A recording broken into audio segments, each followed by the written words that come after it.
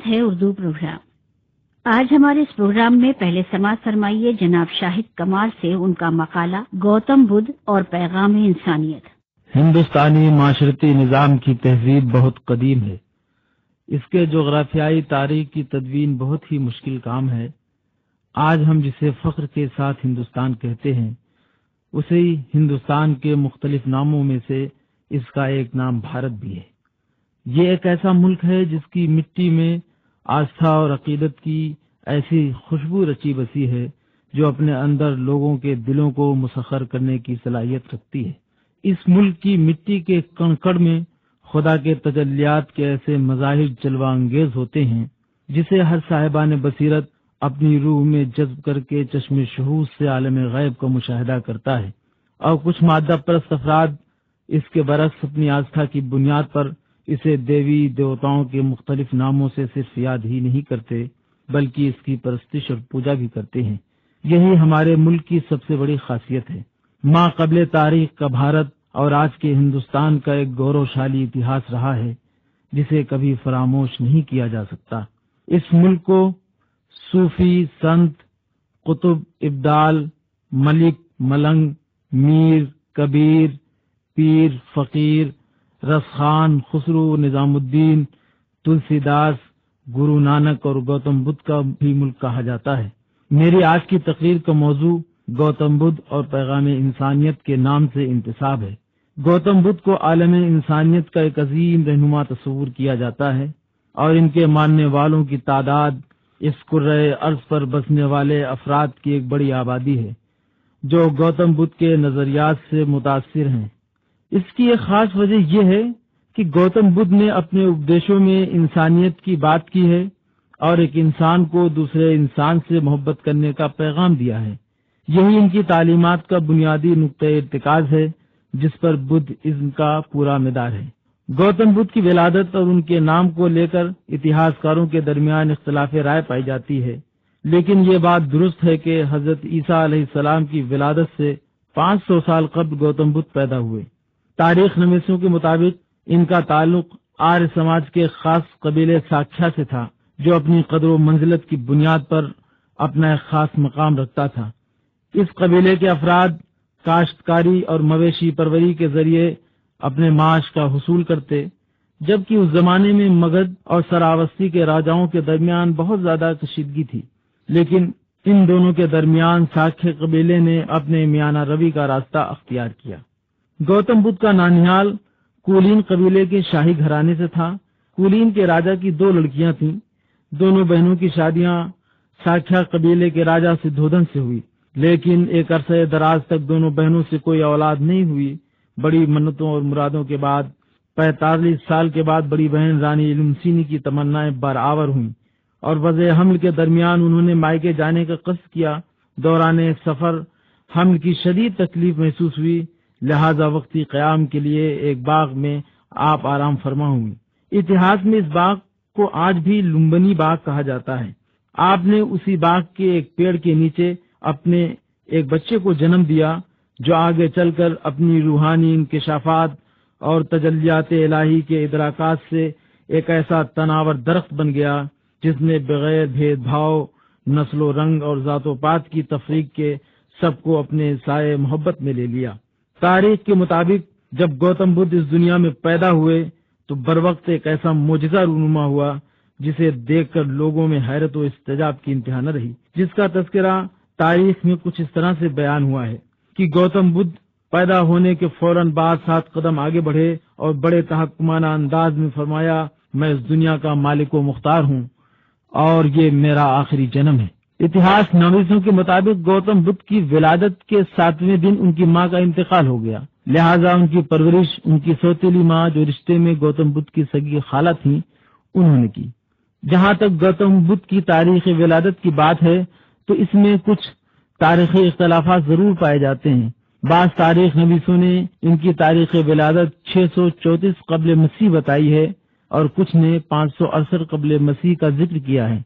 ये बात तहकीक तलब जरूर है, लेकिन एक बात काबिल गौर है कि गौतम बुद्ध ने अपने बारे में एक इंकिशाफ किया था कि मैं अपने पेशरो बुद्धों में से एक हूँ। یعنی گوتم بدھ سے پہلے بھی بہت سے بدھ اس دنیا میں پیدا ہو چکے تھے، تاریخ میں جن کی تعداد 24 بتائی گئی ہے، اور گوتم بدھ سے پہلے جس بدھ نے جنم لیا تھا اس کا نام تاریخ میں کسیپ بتایا گیا ہے۔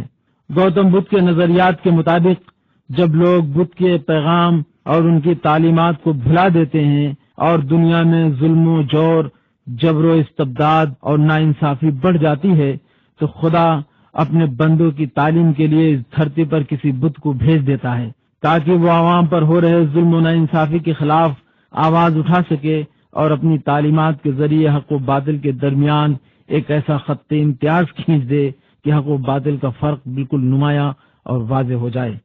گوتم بدھ کی ابتدائی زندگی گردش لیل و نہار کے مطابق ہی گزرتی رہی۔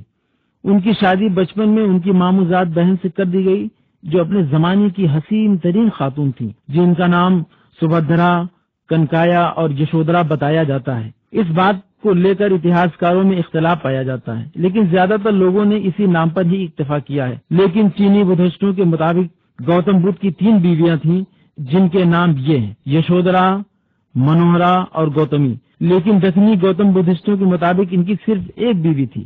گوتم بدھ کی زندگی میں مختلف نشیب و فراز پائے جاتے ہیں۔ بودھ راویوں کے مطابق جب گوتم بدھ جوان ہوئے تو وہ اپنا زیادہ تر وقت اپنی بیوی کے ساتھ محل میں ہی گزارتے رہے، جس کی شکایت وہاں کے عوام نے راجا سدھودنا سے کی۔ اگر شہزادے کی زندگی کے یہی معمولات رہے تو آپ کے بعد آپ کی سلطنت کا زوال ہو جائے گا۔ جب یہ خبر گوتم بدھ کو معلوم ہوئی تو انہوں نے تمام فنون جنگ کے مظاہرے کی پیشکش کے لیے پوری سلطنت میں اعلان کرا دیا، اور گوتم بدھ نے تمام فنون جنگ کا اس طرح سے مظاہرہ کیا کہ لوگ برتے حیرت میں پڑ گئے۔ ہم اگر گوتم بدھ کی تعلیمات کی بات کریں تو ان کے آفاقی پیغامات اس زمانے میں تحریر کی شکل و کتاب کی صورت میں ہم تک نہیں پہنچے تھے، چونکہ اس عہد میں کتاب کا کوئی تصور نہیں تھا، بلکہ گوتم بدھ کے پیغامات کو ان کے حوارین شعر کے قالب میں ڈھال دیتے تھے جسے سوتر کہا جاتا تھا، اور اسے حفظ کرنا ان کے ماننے والوں کے لیے ایک اہم اور مقدس فریضہ تصور کیا جاتا تھا۔ گوتم بدھ کے 300 سال کے بعد سب سے پہلے ہندوستان کے وراٹ راجا اشوک نے ان کے پیغامات، معتقدات اور تعلیمات کو جناب عیسیٰ سے 200 سال قبل کتاب کی شکل دی، جس کا نام تریپٹک رکھا گیا۔ یہ کتاب بہاری زبان پالی میں لکھی گئی، بعد میں اس کا ترجمہ سنگالی زبان میں کیا گیا جو لنکا کی ایک خاص زبان ہے۔ 5ویں صدی عیسوی تک یعنی 700 سال تک یہ کتاب سنگالی زبان میں ہی رہی، لیکن جب پالی زبان میں لکھی جانے والی کتاب تریپٹک کا اصلی نسخہ معدوم ہو گیا تو 240 ہجری میں گیا کا رہنے والا ایک بدھ راہب جس کا نام گھوش تھا وہ لنکا گیا، اور اس نے دوبارہ اس کتاب کا سنگالی سے پالی زبان میں ترجمہ کیا۔ اس لیے بدھ ازم میں اس کتاب کو زیادہ مستند اور اہم تصور کیا جاتا ہے۔ پھر اس کے بعد اس کتاب کی دنیا کی بیشتر زبانوں میں ترجمے ہوئے جو مختلف ناموں سے آج بھی دستیاب ہیں۔ اگر گوتم بدھ کی تعلیمات پر گفتگو کی جائے تو یہ بات ثابت ہوتی ہے کہ انہوں نے اپنے نظریے کو ایک مذہب کے بانی کے طور پر نہیں بلکہ ایک مصلحانہ اور فلسفیانہ انداز میں پیش کیا ہے۔ ان کی تعلیمات کا بنیادی نقطہ اخلاقیات پر مبنی تھا۔ وہ انسان کے مابعث طبیعت جیسے مسائل پر کھل کر گفتگو نہیں کرتے تھے۔ گوتم بدھ کا خدا سے متعلق کوئی واضح نظریہ نہیں تھا، اس لیے وہ اپنے بعض میں فرمایا کرتے تھے کہ خدا کے بارے میں زیادہ غور و فکر کرنا انسان کی زندگی کے لیے فائدہ مند نہیں ہے، لیکن اس کے برعکس وہ اس دنیا کے علاوہ اور بھی دنیاؤں کے معترف تھے۔ اس دنیا کے علاوہ دیگر دنیاؤں سے متعلق اسلام کا بھی یہی نظریہ ہے جس کا بیان اسلامی تاریخ میں تفصیل کے ساتھ ملتا ہے۔ گوتم بدھ نے جن اخلاقی احکامات کے بارے میں ذکر کیا ہے وہ صرف ان کے لیے ہی نہیں تھے بلکہ پوری عالم انسانیت کے لیے تھے۔ اخلاقیات سے متعلق ان کا نظریہ بہت واضح ہے۔ کسی کو دکھ مت پہنچاؤ، کسی سے حسد مت کرو، شراب مت پیو، جوا مت کھیلو، کسی کے ساتھ تعصب سے کام مت لو، بدگوئی سے پرہیز کرو، غرور و گھمنڈ اور نخوت و تمکنت کو اپنی زندگی کا حصہ مت بناؤ، جہالت سے دور رہو۔ اس طرح کے دیگر احکامات بتائے ہیں جس پر عمل کر کے ایک آدمی اچھا انسان بن سکتا ہے۔ اگر یہ چیزیں کسی آدمی کے اندر نہیں پائی جائیں تو سمجھو وہ اچھا انسان نہیں ہے۔ گوتم بدھ اس بات پر زیادہ زور دیتے تھے کہ یہ دنیا ایک خاص اسباب کی بنیاد پر پیدا کی گئی ہے اور اس دنیا میں رہنے والی ہر چیز ایک غیر محسوس طریقے سے بدلتی رہتی ہے، اور اس چیز کی تبدیلی میں ایک اہم علت اور سبب پوشیدہ ہوتا ہے۔ ان کا کہنا ہے کہ انسان اپنی پوری زندگی اپنی خواہشوں اور آرزوؤں کی تکمیل کے لیے بے دریغ اپنی زندگی کا قیمتی وقت صرف کر دیتا ہے، اس کے باوجود اسے کچھ حاصل نہیں ہوتا سوائے ندامت اور پشیمانی کے۔ اس لیے کہ جب انسان کی ایک خواہش اپنے پائے تکمیل تک پہنچتی ہے تو وہیں سے دوسری خواہش کا جنم ہوتا ہے، لہذا انسان اپنی پوری زندگی انہی خواہشوں کی تکمیل اور آرزوؤں کے پانے کے لیے سرگردہ رہتا ہے، جو مسلسل اسے فریب اور دھوکہ دیتی رہتی ہے، اور اس سے یہ لا حاصل کا محاصل صرف پشیمانی اور ندامت کے سوا اور کچھ نہیں ہوتا، جو انسان کو زندگی بھر رنج و الم میں مبتلا رکھتی ہے۔ گوتم بدھ ترک لذات اور ترک دنیا کے نظریے کے قائل تھے۔ ان کے مطابق دنیا سے محبت کرنا انسان کے لیے آزار اور تکلیف کا سبب ہے، لیکن میں اسی ضمن میں اپنی بات کا اختتام دنیا کے ایک عظیم مفکر اور عالم اسلام کے ایک بڑے رہنما حضرت علی کرم اللہ وجہہ کے اس قول پر کرنا چاہتا ہوں، جو انہوں نے تمام عالم انسانیت کو ایڈریس کرتے ہوئے فرمایا تھا کہ لوگوں، تم اپنی خواہشات میں میانہ روی اختیار کرو، مجھے اس بات کا ڈر ہے کہ یہ خواہشات تمہیں ہلاک نہ کر دے۔ اس کی مثال عرب کے لوگوں کو اس طرح سے دی تھی کہ انسان کی خواہشات ایک ایسی سرکش اونٹنی کی طرح ہے کہ اگر جس کی نکیل زور سے کھینچ لی جائے تو اس کے نتنے پھٹ جانے کا خطرہ ہے، اور اگر اس کی نکیل ڈھیلی کر دی جائے تو وہ تمہیں اپنی پشت سے گرا کر ہلاک کر دے گی۔